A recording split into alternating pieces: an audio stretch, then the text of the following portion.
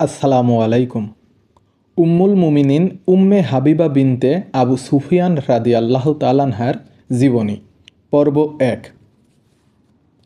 আবদুল্লাহ ইবনে জাহাশ ইসলাম ধর্ম ত্যাগ করে খ্রিস্টান হয়ে গেলেন। বেশ চাঞ্চল্যকর ঘটনা। এর আগে এমনটি হয়নি আর এ অঞ্চলে। এ ঘটনা তার মাতৃভূমি মক্কায় ঘটলেও কথা ছিল। ঘটনা ঘটল মক্কা থেকে বহু দূরের দেশ ইথিওপিয়ায়। মক্কার কিছু মুসলিম রাজনৈতিক উদ্বাস্তু হিসেবে ইথিওপিয়ায় আশ্রয় নেওয়ার পর সঙ্গত কারণে এ ঘটনা আশ্রিত মুসলিমদের মাঝে দুশ্চিন্তার কারণ হয়ে দাঁড়ালো। ইসলাম গ্রহণের পর মক্কায় কুরাইশদের গঞ্জনা সহ্য করতে না পেরে অন্য অনেকের সঙ্গে উবাইদুল্লাহ ইথিওপিয়ায় হিজরত করেছিলেন। স্ত্রী ও সন্তানদের সঙ্গে হিজরত করলেও মানসিকভাবে উবাইদুল্লাহ ততটা শক্তপদ ছিলেন না। তাছাড়া মদ্যপের ব্যাপারে তার আসক্তি ছিল প্রবল। অতিরিক্ত মদ্যপান তাকে মানসিকভাবে যেমন অস্থিরচিত্ত করে তুলেছিলেন, তেমনি ধর্মের বিধিবিধান পালনের তিনি অনাগ্রহী হয়ে উঠছিলেন। উপরন্তু ইথিওপিয়ার মানুষের মাঝে প্রচলিত খ্রিস্ট ধর্ম তাকে নানাভাবে আকৃষ্ট করতে থাকে। কেননা খ্রিস্ট ধর্মে আসরিক উপাসনা অনেকটা শিথিল। ফলে যা হওয়ার ছিল তাই অবশেষে হলো। উবাইদুল্লাহ ইবনে জাহাশ এক রাতে স্ত্রী উম্মে হাবিবার কাছে এসে জানালেন তিনি ইসলাম ত্যাগ করে ইথিওপিয়ায় প্রচলিত খ্রিস্ট ধর্ম গ্রহণ করেছেন। উম্মে হাবিবার নাম রমলা। রমলা বিনতে আবু সুফিয়ান রাদিয়াল্লাহু তাআলা আনহা, মক্কার বিখ্যাত কুরাইশ নেতা আবু সুফিয়ানের কন্যা।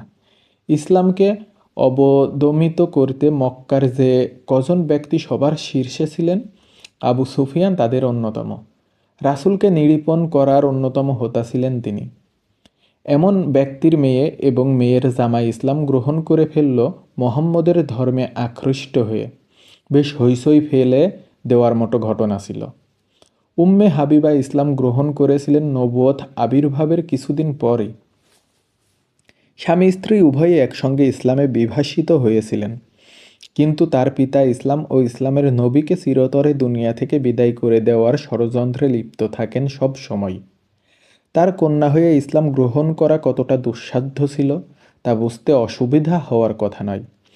স্বামী স্ত্রীর ইসলাম গ্রহণের কথা জানাজানি হওয়ার পর আবু সুফিয়ান রাগান্বিত হন। নিজে তো বটেই, তার সাঙ্গপাঙ্গ নানা জনকে দিয়েও মেয়ে ও মেয়ের জামাইয়ের উপর অকথ্য নির্যাতন চালাতে লাগলেন। মক্কায় তখন এমনটি চলছিল নবদীক্ষিত সকল মুসলিমদের সঙ্গে। কুরাইশদের অত্যাচারে সেখানেই টেকাই দায় হয়ে গেল। আগত্য রাসূল সাল্লাল্লাহু আলাইহি সাল্লাম সাহাবীদের হিজরতের পরামর্শ দিলেন। উম্মে হাবিবা ও উবাইদুল্লাহ দেশ ত্যাগ করা ছিল জরুরি, কেননা তাদের পিতা আবু সুফিয়ান ইসলাম ও মুসলিমদের ওপর যে পরিমাণ নির্দয় আচরণ করছিলেন, যে কোনো সময় তিনি একটা অঘটন ঘটিয়ে ফেলতে পারেন। তাই দ্রুতই তারা গোপনে ইথিওপিয়াগামী কাফেলার সঙ্গী হয়ে গেলেন। কিন্তু ইথিওপিয়ায় এসেও যেন উম্মে হাবিবার দুঃখের দিন শেষ হলো না। কিছুদিন পর স্বামী উবাইদুল্লাহ খ্রিস্টান হয়ে গেলেন। উম্মে হাবিবা যখন উবাইদুল্লাহর মুখে তার খ্রিস্টান হবার কথা শুনলেন, তখন মনে হচ্ছিল তিনি জ্ঞান হারিয়ে পড়ে যাবেন। এ কি শুনছেন তিনি, যার পৌরুষদীপ্ত চেহারার দিকে তাকিয়ে তিনি ছেড়ে এসেছেন মাতৃভূমি, পরিবার পরিজন সব। সে আজ স্ত্রীবাদে বিশ্বাসী, যার হাতে হাত রেখে প্রতিজ্ঞা করেছিলেন সকল দুঃখ দুর্দশাকে দুপায়ে মারিয়ে নতুন উষা দেখার। আজ সে তার বিশ্বাসের সঙ্গেই বিশ্বাসঘাতকতা করল।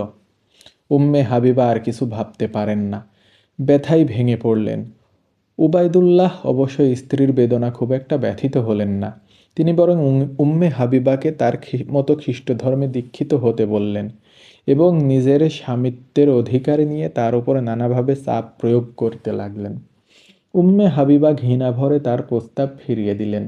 যে ধর্মের জন্য নিজের জীবন বাজি রেখে দেশান্তরকে বুক পেতে নিয়েছি, পার্থিব সামান্য আয়েশার জন্য সেই ধর্ম ত্যাগ করব? উবাইদুল্লাহকে সাফ জানিয়ে দিলেন, তাকে এ ধরনের প্রস্তাব আবার দিলে তাদের দুজনের পথ আলাদা হয়ে যাবে। উবাইদুল্লাহর এমন অযাচিত ঘটনায় মুসলিম উদ্বাস্তু শিবিরে দুশ্চিন্তার কালো মেঘ ছেয়ে গেল। একটা কারণ উবাইদুল্লাহর খ্রিস্ট ধর্ম গ্রহণ তাদের জন্য ছিল বেদনার ও অপমানজনক। যে ধর্মকে রক্ষা করার জন্য তারা মক্কা থেকে পালিয়ে ইথিওপিয়ায় এসে আশ্রয় নিয়েছিল, উবাইদুল্লাহ সেই ধর্মকেই অপমান করে অন্য ধর্মে দীক্ষিত হয়ে গেল। দ্বিতীয়ত, রাসূলের চাচাতো ভাই জাফর ইবনে আবু তালিব রাদিয়াল্লাহু তাআলা আনহু উদ্বাস্তু শিবিরের মুসলিম নেতারা চিন্তা করছিলেন, উবাইদুল্লাহর এই ধর্মান্তর যদি অন্য মুসলিমদের মাঝেও প্রভাব ফেলে, তবে সেটা তাদের জন্য অত্যন্ত খারাপ ফল বয়ে আনবে।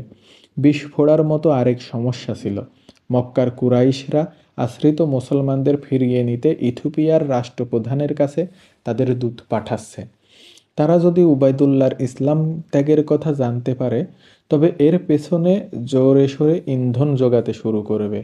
এসব কারণে আশ্রিত মুসলমানরা উবাইদুল্লাহকে নানাভাবে বোঝাতে লাগলো ইসলামে ফিরিয়ে আনার জন্য। কিন্তু উবাইদুল্লাহ ফিরে এলেন না, বরং তিনি মুসলিমদের মাঝে খ্রিস্ট ধর্মে দীক্ষিত হওয়ার বাণী প্রচার করতে লাগলেন। এ সমস্যার সমাধান আল্লাহই করে দিলেন। অতিরিক্ত মদ্যপানের ফলে উবাইদুল্লাহর ফুসফুস বিকল হওয়া শুরু করলো এবং তার কিডনিতেও সমস্যা দেখা দিল। অসুস্থতার প্রকোপ একসময় মারাত্মক আকার ধারণ করে। নানা রকম পথ্য প্রয়োগ করেও তাকে আর সুস্থ করা সম্ভব হলো না। অবশেষে একদিন তিনি কিডনিজনিত জটিলতায় আক্রান্ত হয়ে মদ্যপান অবস্থাতেই তিনি ইথিওপিয়ায় মৃত্যুবরণ করেন। মুসলিম এবং অন্য ধর্মাবলম্বী স্বামী স্ত্রীর মাঝে বিবাহ বিচ্ছেদের বিধান তখনও অবতীর্ণ হয়নি। উবাইদুল্লাহ খ্রিস্টান হলেও এতদিন উম্মে হাবিবার স্বামী হিসেবে জীবিত ছিলেন। আর কিছু না হোক, এই সুদূর প্রবাসে সাংসারিক নিরাপত্তার জন্য একটা স্তম্ভ ছিলেন তিনি। কিন্তু উবাইদুল্লাহ এখন মৃত। উম্মে হাবিবা তার সন্তানদের নিয়ে অকুল পাথরে পড়ে গেলেন। আশ্রিত মুসলিমরা আছেন বটে, কিন্তু একজন নারীর জন্য পারিবারিক ভরসার যে আশ্রয়স্থল থাকা প্রয়োজন, সেটা তিনি গভীরভাবে অনুভব করতে লাগলেন। দুঃখের এই ঘোর তমাশায় একদিন তিনি স্বপ্নে দেখলেন কেউ একজন তাকে উম্মুল মুমিনিন বলে সম্বোধন করে ডাকছে।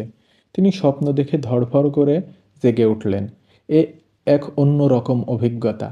একদিকে যেমন ভয় জাপটে ধরেছিল তাকে, তেমনি মনের মধ্যে ভালো লাগার একটা আলোড়ন উঠছিল ক্ষণে ক্ষণেই। সত্যিই কি আমি উম্মুল মুমিনিন হওয়ার সৌভাগ্য অর্জন করব? তার কষ্টকে যেন আরও আলোকিত করে তুলছিল স্বপ্নীল এক আকাশ।